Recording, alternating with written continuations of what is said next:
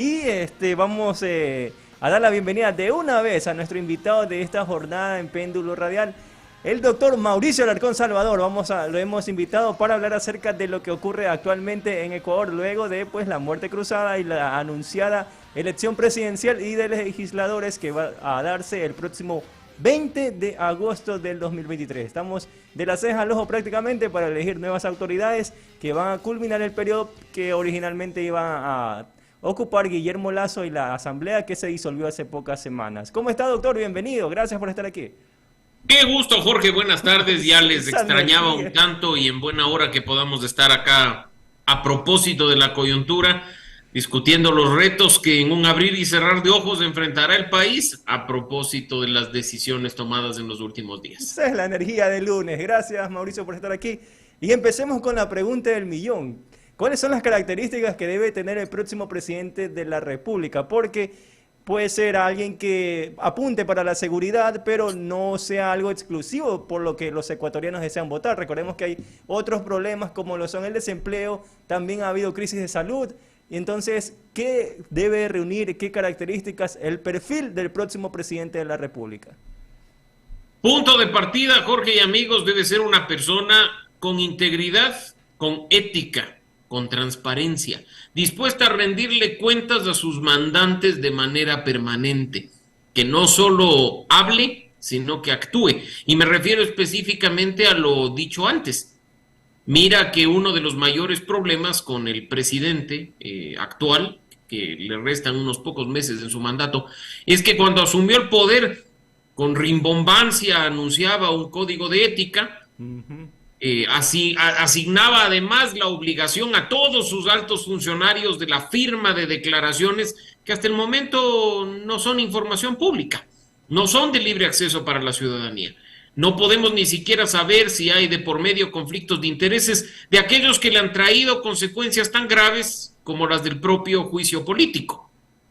Palabras van, palabras vienen, a las palabras se las debe el viento y lo que necesitamos es acciones a favor de la integridad y de la transparencia. Una persona, Jorge, que además sea consciente de sus capacidades y sobre todo de sus limitaciones, porque nadie elige a un presidente o a una presidenta para que llegue con una varita mágica y solucione los problemas del país, como se nos dijo, en muy pocos minutos, sino para que, consciente de sus debilidades y de sus fortalezas, se rodee de gente que complemente su trabajo.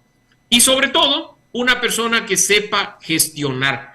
Mira que durante estos 2 años, y lo discutimos en un espacio anterior con ustedes, uno de los mayores problemas de este gobierno ha sido la falta de gestión, la falta de ejecución presupuestaria, la falta de entregarle a la gente y de retribuirle a la gente algo de lo que está aportando, por ejemplo, a través del pago de impuestos para el sostenimiento de la infraestructura estatal.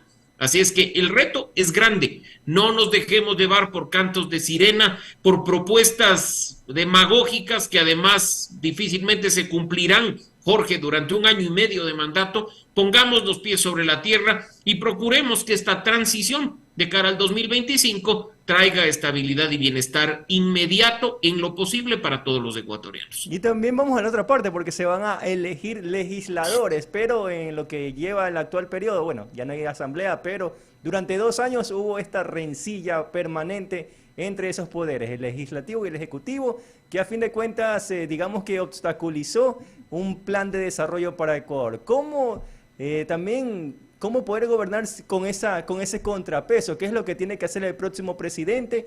Esa es una pregunta. Y la segunda, pues, ¿cómo elegir bien a los legisladores?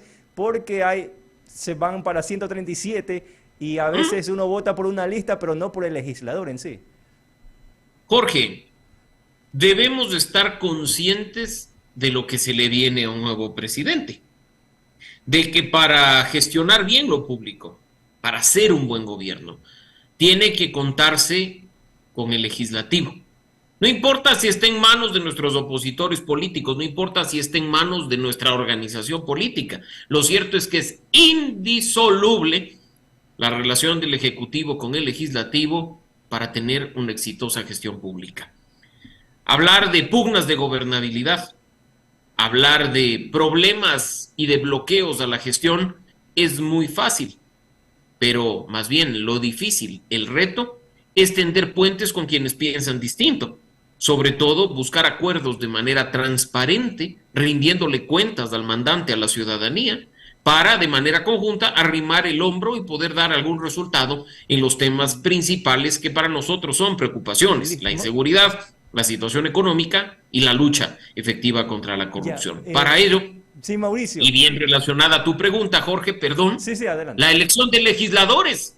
137 personas que van a tener que hacer un trabajo en beneficio del país, no de sus intereses particulares, no de sus organizaciones políticas ni del caudillo de turno.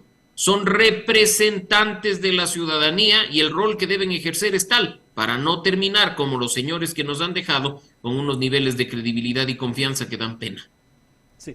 ¿Y cómo tender puentes, incluso con sectores opositores? ¿Cuál fue la falla en la actual administración? ¿Que le faltan pocos meses para culminar sus actividades? Jorge, personalmente creo que el principal error fue la autosuficiencia. Creer que el presidente podía todo y que el círculo cercano del presidente lo sabía y lo podía todo. En política es necesario incluso contar con quienes se piensa distinto, más aún en un país de un contexto difícil como es Ecuador. El gobierno no nos dijo que iba a solucionar todos los problemas de los ecuatorianos en los primeros 100 minutos.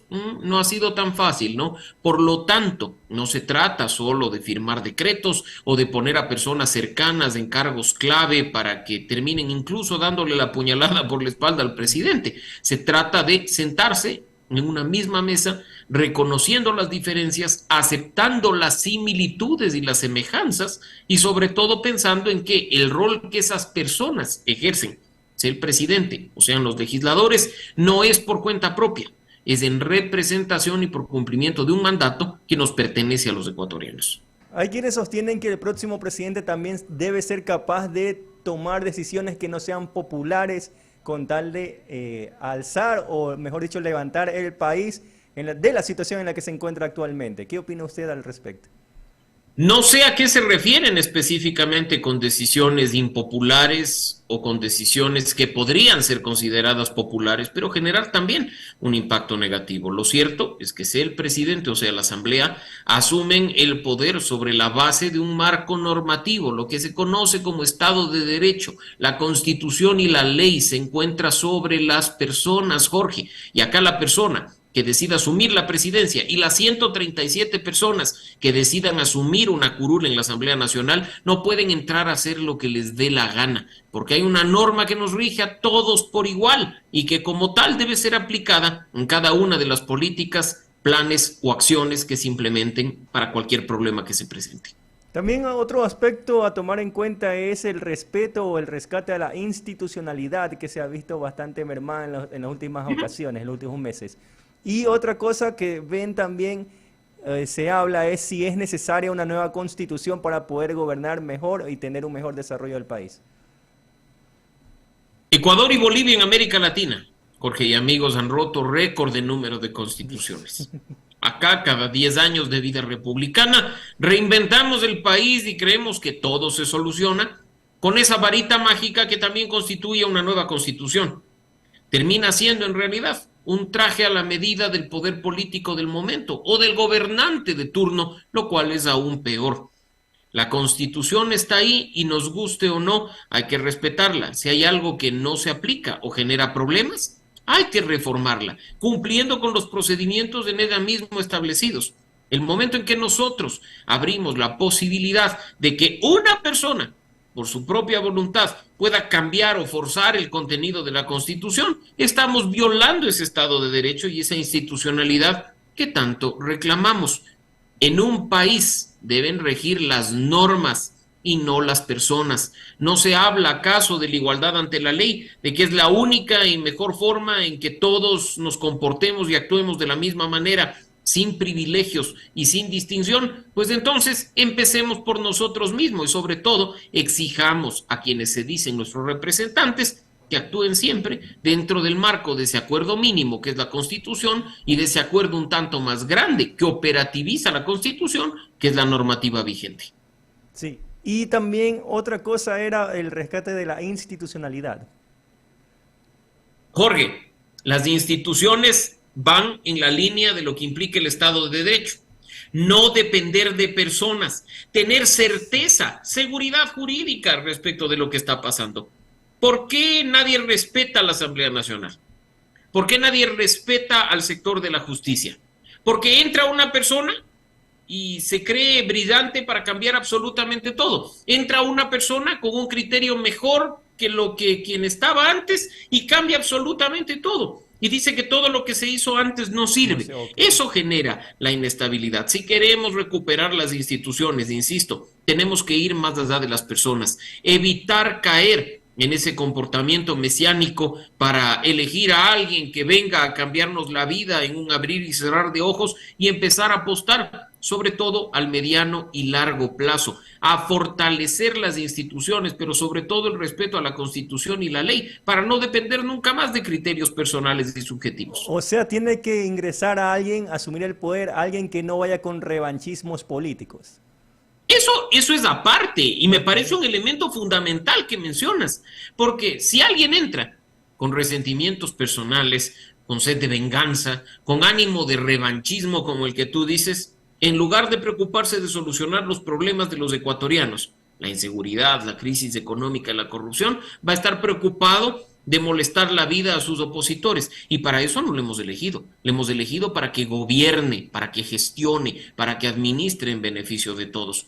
Si alguien quiere dedicar su tiempo y desperdiciarlo en venganzas personales, pues que se muerda la lengua, muera con su propio veneno y le deje en paz al país, que lo que nosotros necesitamos en este momento es alguien con capacidad de construir acuerdos mínimos, plantear un proyecto de país y convocarnos a todos a trabajar en conjunto para alcanzar esa meta grande que creo que todos esperamos. Entonces, Mauricio, ¿nos puede decir 3 o 5 cualidades que debe tener ese primer mandatario que va a asumir a partir de finales de este año?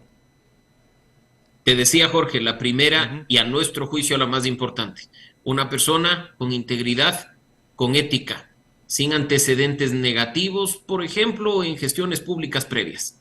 Segundo tema, con capacidad de dialogar y llegar a acuerdos, no con la gente que está de su lado, sino con quienes piensan distinto. Tercero, que conozca de la gestión pública y de la administración pública, entendiendo que por mucha experiencia que pueda tener en el sector privado, trabajar en el sector público es algo distinto. Cuarto, una persona que tenga un buen equipo de colaboradores, que complemente sus capacidades y sus debilidades. Una persona dentro de este cuarto punto que esté dispuesta a decirle al país con quiénes va a trabajar para no llevarnos después sorpresas desagradables. Y sobre todo, quinto y último, una persona con capacidad de rendir cuentas, entendiendo que el poder es efímero y pasajero y que sobre todo, Jorge, está recibiendo un mandato de los ecuatorianos a través del voto para servirnos a todos, no para servirse a sí mismo. Ya. Mauricio, respecto al cuarto punto, entonces nosotros los ecuatorianos deberíamos saber con anticipación cuál va a ser el futuro o posible gabinete de ministros del mandante.